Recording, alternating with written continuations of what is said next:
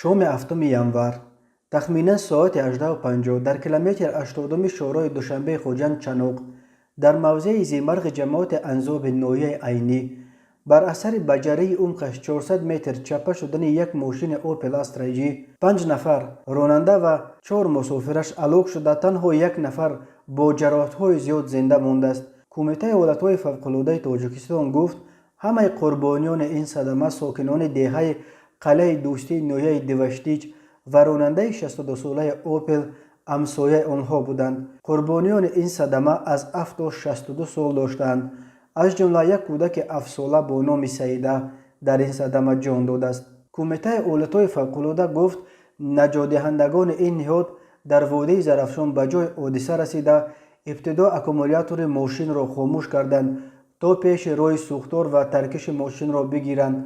آنها سپس با یاری تجهیزات گیدراولیکی جسد همه قربانیان این صدمه مرگبار را بیرون آوردند.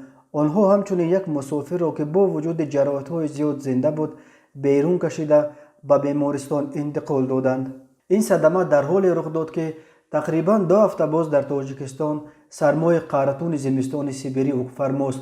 کمیته حالت‌های فوق‌العاده بار دیگر از رانندگانی که در این روزهای سرد و یخی عزم سفر دارند خواسته است که قاعده‌های حرکت را رعایت نمایند، خیلی احتیاطکار باشند و جان خود و جان همسفران خود را در خطر نگذارند.